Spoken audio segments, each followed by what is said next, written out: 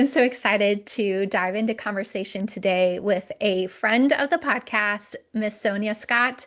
She is a wholehearted coach and part of the Wholehearted Collective. She has been on this podcast before. Actually, she's been on the Simply Wholehearted podcast, and this is her first time on the Wholehearted Enneagram podcast, as we're just 2 episodes into this new series and the new podcast. So today we're going to be focused on the overall topic of our series, which is understanding how the Enneagram can help us do a better job of steering through relational issues, connection, growing in our faith, all the different things that we long for transformation.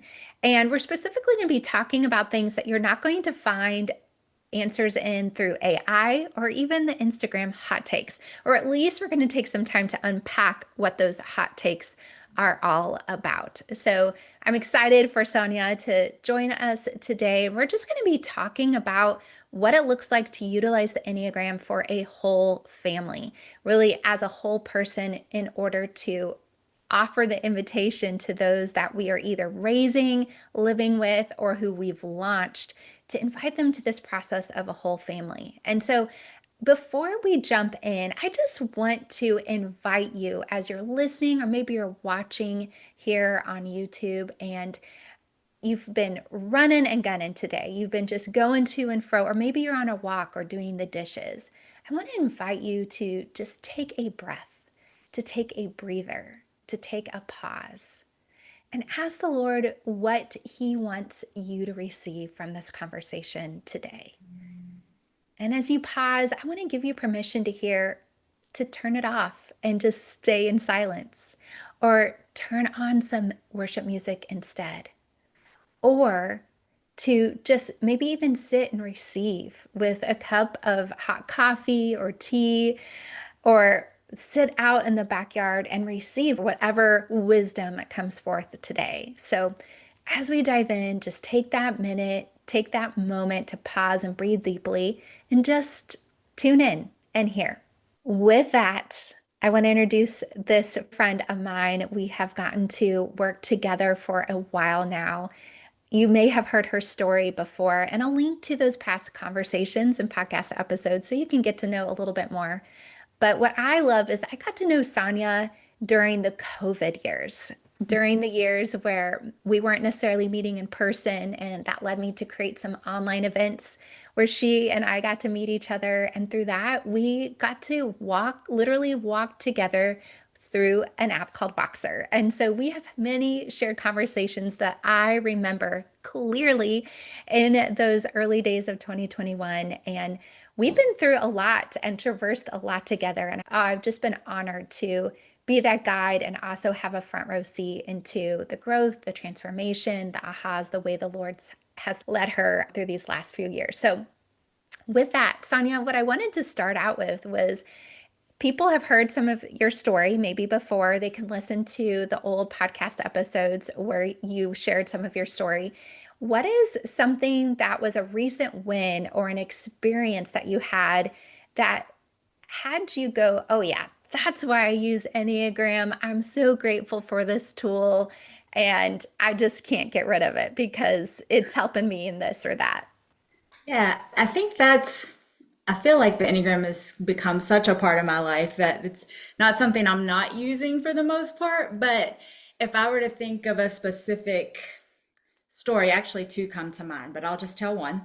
And it actually is about my daughter, my younger daughter, Amy, that I pulled her out of school at the end of, not the end of, November of last year. We're coming up on a year anniversary of us deciding we're gonna pull her out of That's school right. Can't and believe that. jump into homeschooling. So I made that decision, and as I walked through it with her, it helped significantly to understand the Enneagram and how she was experiencing her classroom. Of course, she Mm. was 11 turning 12 at the time. So there were a lot of factors, but spending 11 years of her life being a student and just watching how she makes her way through life and interacts with adults and the things that cause her stress. It was really me seeing her through the lens of the dutiful stance of the Enneagram, that gave me Mm, perspective around for her experience in that classroom, why it was so stressful. I knew how to mm, advocate for her. I knew what I was advocating for and asking the school for. And I also knew that what I was asking for was now outside of the realm of what should be or could be expected in a classroom. Her reaction to the things that were happening really led to, I guess, really filled out the idea of a dutiful stance for me. And then some of her anxiousness, and I literally could think back to when she was like 5 years old. And some of those things, I'm right now we're leaning towards her main type being a 6. And so if I think about that personality type, right? If I think about that and what that entails, and what she was going through then, and then look back to when she was even just 5 and the way that she was showing mm. up under stress. It just gave me a lot of tools to advocate and words to use to put some skin or clothes on what was happening to her because it was very emotional and hard to grasp, I think, for the Mhm. school. So that would be one of the most poignant wins with the Yeah, Enneagram. yeah. But there are just day to day, moment by moment things that pop up that I'm like, oh my goodness, this makes so much sense because I understand the way you think or how you're responding in this situation. Yeah. Oh, I agree. Day in and day out, I find myself sometimes biting my tongue because I'll want to say something to somebody that points out this Mhm. Enneagram type goes here in stress, or oh, that's a sign of self-sabotage in this personality paradigm. Yeah, all the different things, right? And I'm going to give a little note here to our friend who's listening and is going, you said something dutiful stance. What does that mean exactly? And just a quick rundown, there's three communication patterns, and we'll probably be talking more about that in this series at some point. But the three patterns are assertive, dutiful, and withdrawn. And those three patterns really give us a clear picture of how we observe people making their way through the world and also how we tend to in engaging or choosing not to engage with others. And so it's just a fantastic tool, especially when we think about using Enneagram with families, which leads me to this next idea about you using Enneagram in your calling and this coaching process that you're going through. And I know you and I behind the scenes, we're always still learning what that looks like, what the Lord is having us do, and how it manifests itself during certain chapters of our life, right? You just got through saying you had homeschooled your daughter, so business and coaching and work looked very different. But as you think about using Enneagram with family and this concept of whole families, tell us a little bit about the why in that. Okay. That I think the why is a all in really all encompasses who I am and how I show up in the world, how I come to relationship in my own family as well as in communication with individuals and their families. I back in 2004 worked on and completed a master's degree in family and marriage counseling.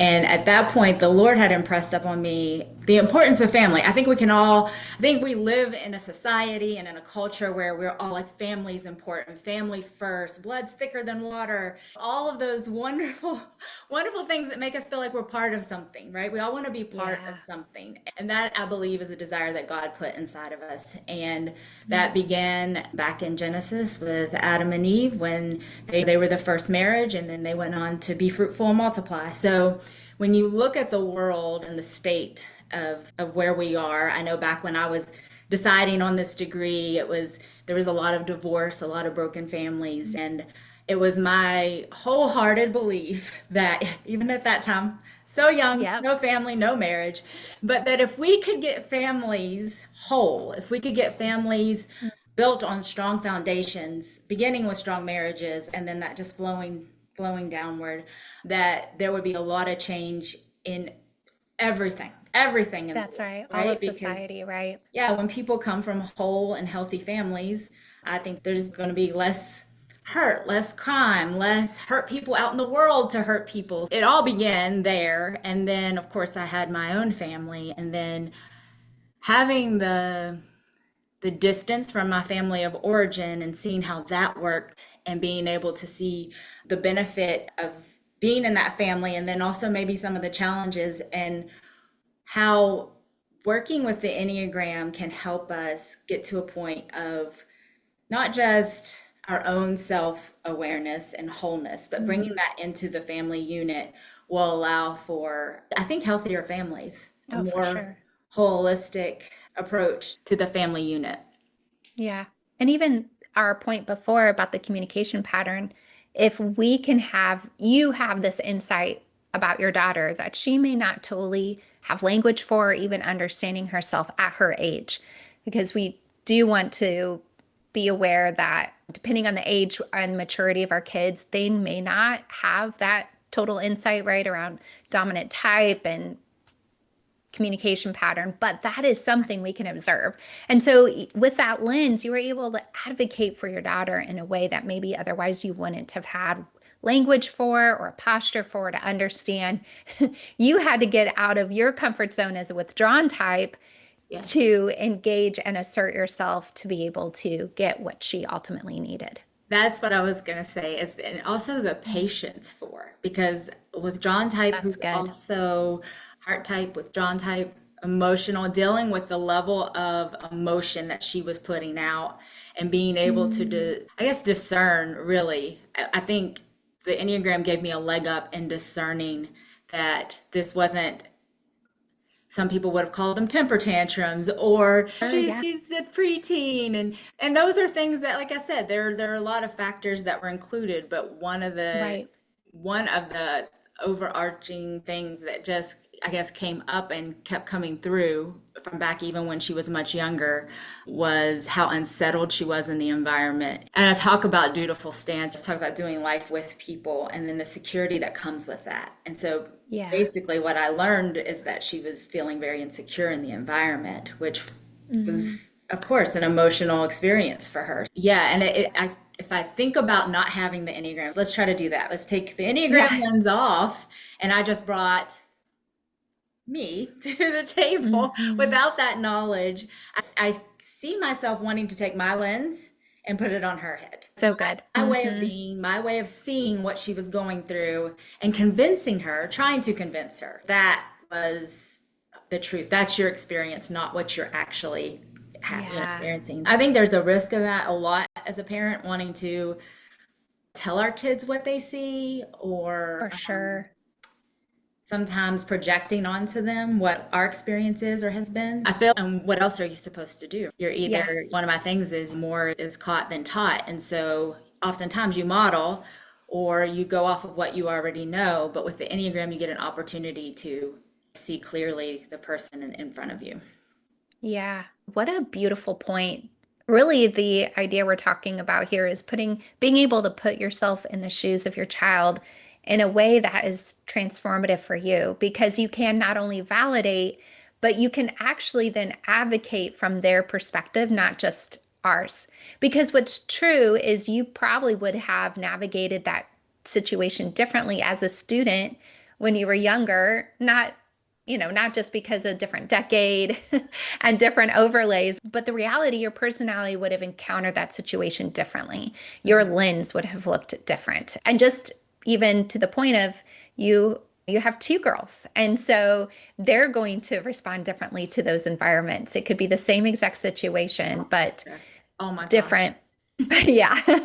You're like, we could talk about that a long Oh time. no. Yes, I have an example from this morning. I'm like, oh my gosh, the two of you, I don't know what to do sometimes.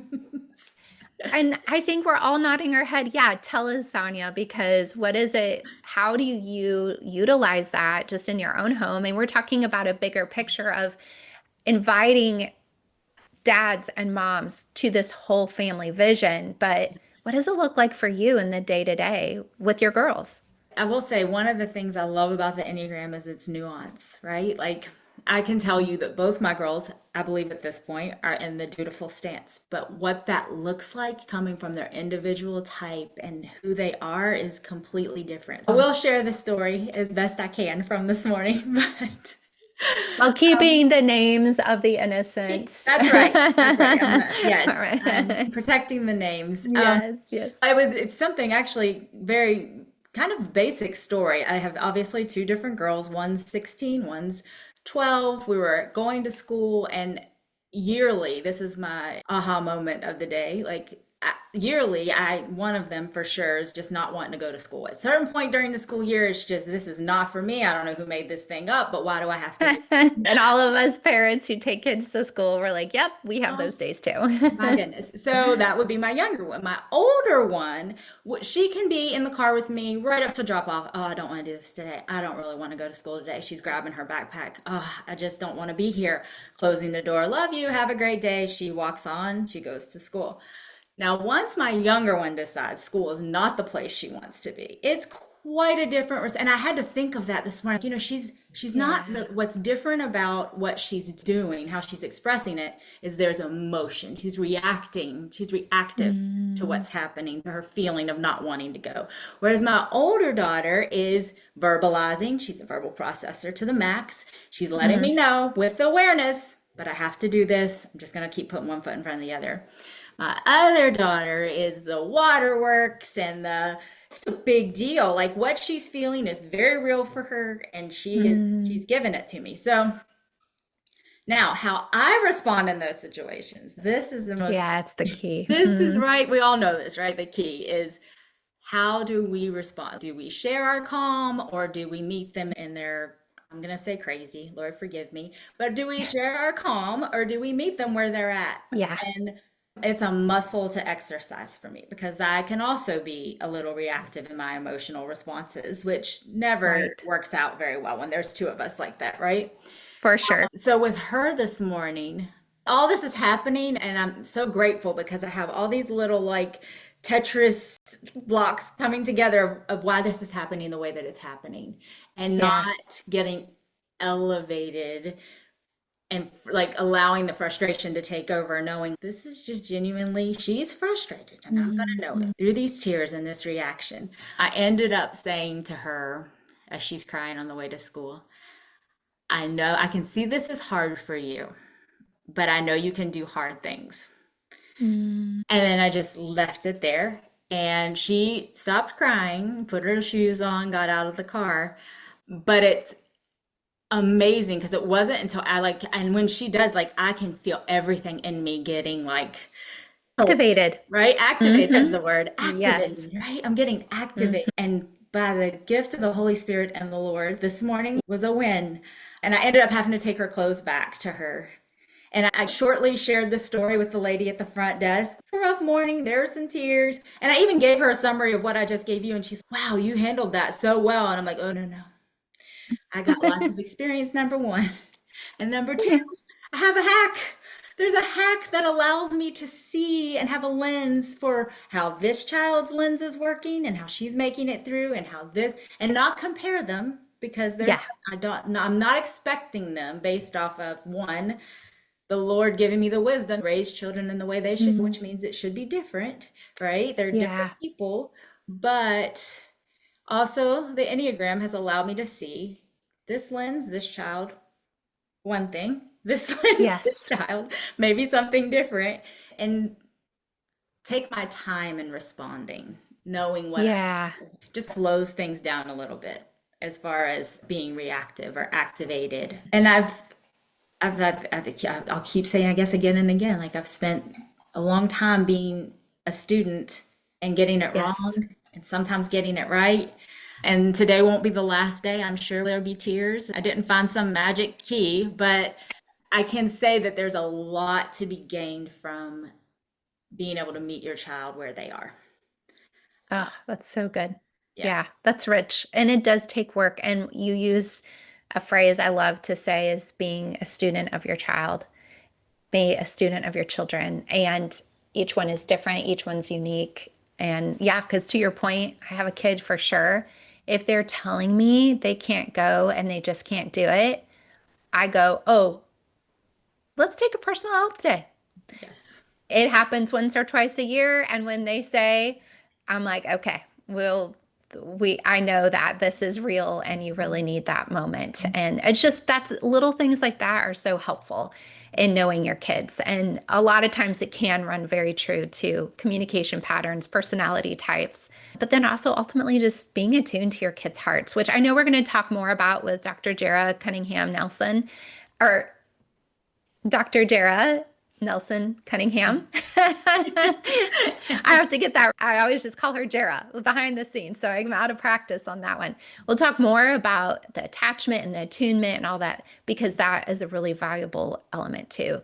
In this idea of being attuned, understanding your kids, one of the things that I have noticed, and I'm going to probably bring this up regularly because it's part of the theme of the series, and that is I've just noticed more and more people are getting advice off of social media. And I feel like whether hopefully other people join me or there's a lot of other people that I don't know about, but I need to beat the drum of, hey, wait a minute. Social media is fun. Social media can be great. I love using it to share quick little snippets and tidbits and funny things. But ultimately, I think there needs to be a lot of caution about what we learn from social media and how we take it either as truth or advice. Again, people I know getting diagnosis from social media or just making some big life changes based off what they are getting and what the algorithm is feeding them. Because to be fair, it usually takes a while. It's not just one post that changes someone's mind, but a number of them. And social media can either work for you or against you in that. But as you've been a participant or as you've evaluated what you're sharing to your community versus what is out there, what does it look like or what do you see as a myth or a hot take that you're like, oh, wait a minute. You want to throw up the caution flag and go, have you fact checked that? Or are you really going to make some decisions or rules of engagement based off that information? I love that question. And the first thing that comes to mind for me, and it's maybe the information they're getting, but also by the very act of being on a computer or being on your phone by yourself. I think the thing that the hot take or that we've all bought into to one degree or another is that this is solitary. It's work that you can do by yourself, right? Siloed. Yep, Yeah, you're right. siloed. Like and you feel safe with that because it's you and the computer, it's you and the Phone. phone. Yeah. And so that's isolating, right? And then I don't believe that we were, and this is coming from a withdrawn type, right? Who's a self-proclaimed introvert. I don't believe we were put here to do this work alone. I don't believe we're put here to Mhm. enjoy this life alone. But I do think there are a lot of helpers out there in the world who, yes, they're getting their information out there quickly through Instagram or TikTok, and that's great. That's a great tipping point. That's a great, very tip top of the iceberg. But when you start to share your life or you're Mhm. starting to even for yourself come to the realization that there's things that you need help with or that you need to work on, that can only be a starting point because the Mm. sounding board of another voice or the inflection of the tone of voice and even the way that we're trained to ask questions is very unique. And having a guide by the side, someone come in Mm. who can hear your story and also hear things in your story that you are blind to, it's a benefit that you can't get from a hot take or you can't get from,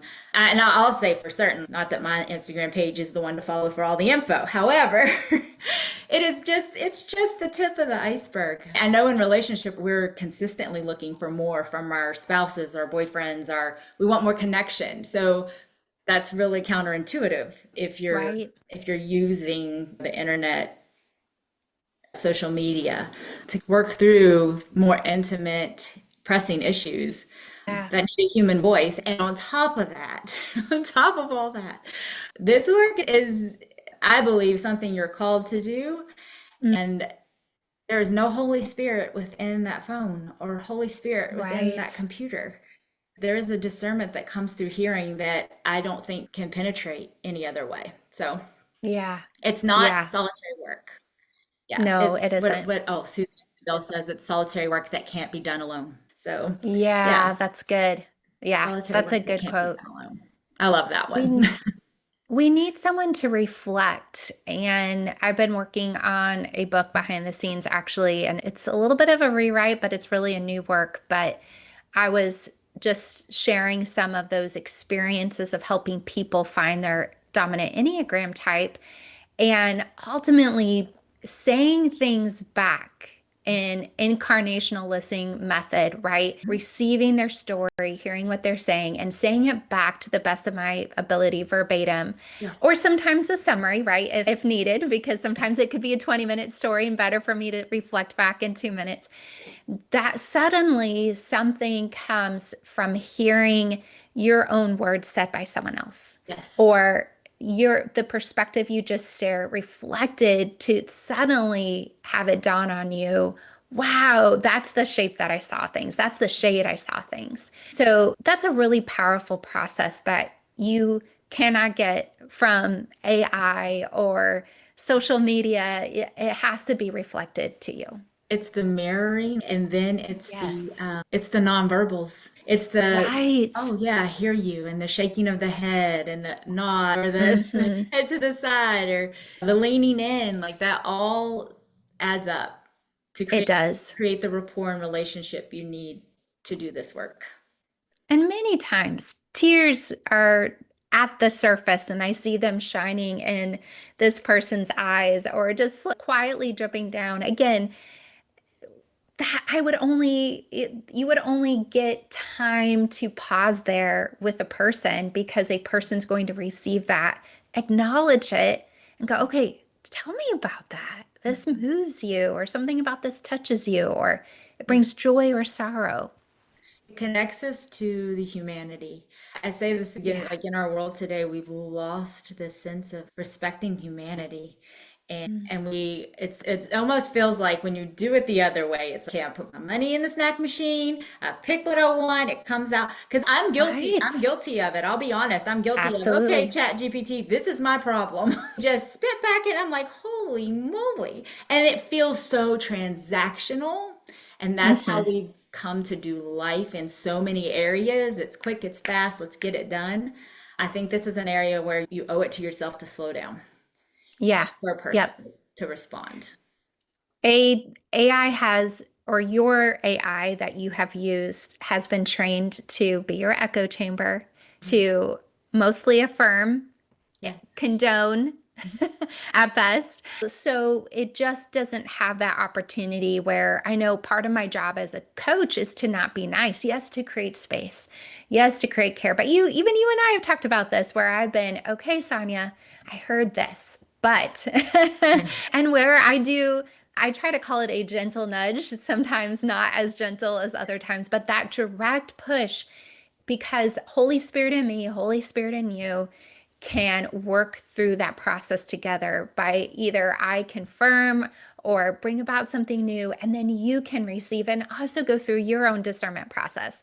Because similarly, just because I say it, and same with any coach or counselor, therapist, we should be all bringing in more discernment to really consider, is this the best thing for me? And do I have a where two or more are gathered kind of philosophy where there's agreement for my best move in growing or advocating for the right things or bringing about healing and restoration in our relationship? I know that we've touched the tip of the iceberg in a lot of things and we could keep going for hours. But for you, I'd love to just hear what you would say to the woman, and might think of some of your clients that you've worked with, those who have considered coaching, or really those who are feeling stuck. They're frustrated, they're overwhelmed, whether it's regarding to their own personal growth or their desire to see their family more whole and to be thriving in relationship. How would you encourage her today? What kind of advice and counsel would you offer? I would say the scariest step is always the first one, the one right before you find your God, the one where you have to decide, am I worth it? Is my family Mm. worth it? Am I desperate enough? Does our family have I hate to use this word, but I'm going to use it, but does our family have an identified patient that is crying out loud enough for us Mm. to take this next step? I encourage you not to wait until that cry is so loud that you feel like you have no other choice. But That's good. there are options. There are people, obviously us wholehearted coaches, who want to walk side by side with you, hold your hand and walk with you towards the voice of God, and knowing that you are already at the center of his heart, that his plan for you was to hear this message today, or maybe another message that you've heard from Amy. And there's, again, no harder step than the very first one. I've been there, I've walked it, I've lived the prideful life of, I can handle this, I can get through this. There's even, it's funny, even going through counseling degree and becoming a coach, there's that moment of, am I going to open myself up to this process? Am I going to take Mm, that first step? And there's no greater investment for your family than for you to say yes to that. It has changed my family's life. yeah. It's changed the way that I show up as a mom. It's changed the way I show up in my marriage. It's even reflected back to me and what my family has Mm, gained from the experience of not walking with the Lord first, of course, but then the yeah. knowledge that the Enneagram has brought into our lives has really transformed all the relationships in my home. I spoke very clearly about parenting with the girls, but with my husband, it's just given so much Yeah. perspective and shed so much light on areas where we were stuck.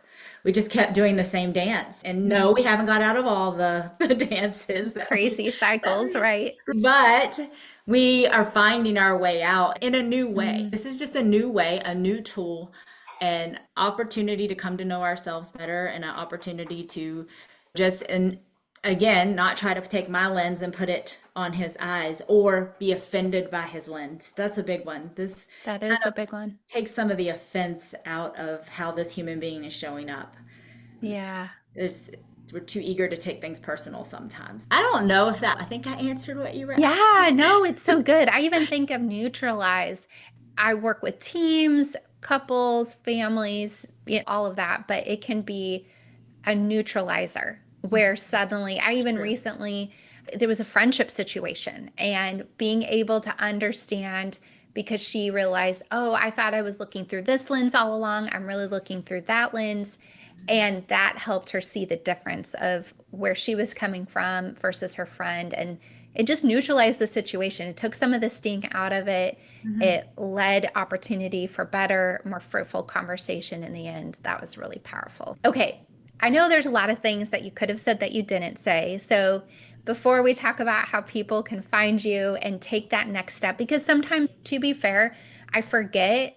I very comfortably hop on a discovery call because I'm curious and for me on the other side, when people book a clarity call with me or a typing conversation, I'm like, this is awesome, new people. But for some people like you, Sonja, that's a big leap of faith, a leap of trust, and all of that. And I would just have to say, I have spent a lot of time making sure those calls are beautiful and wonderful and painless. And I know my coaches have done the same thing because I've helped provide resources and training. And we talk about all the time how this is done. So we make it really delightful. So just want to put that clarifier.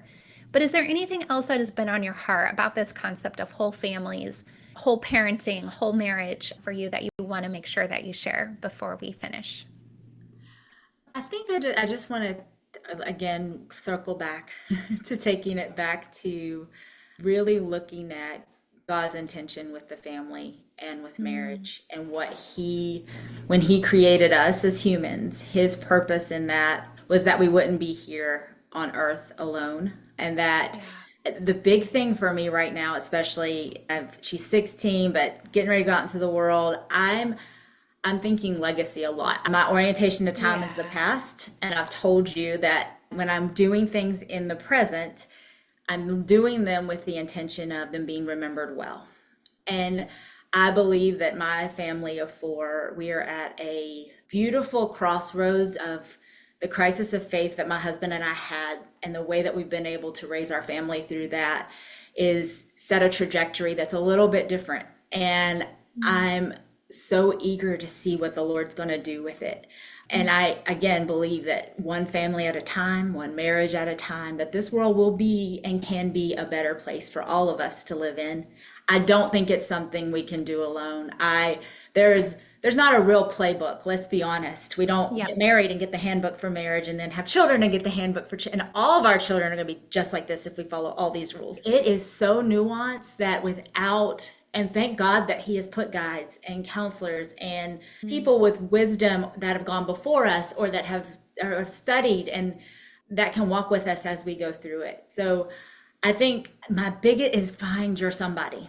Find your Yeah. somebody who can help your family, who can help you, who you trust, who has the wisdom, who is God fearing to do this journey with, because it's not for the faint of heart, and the enemy is Mm.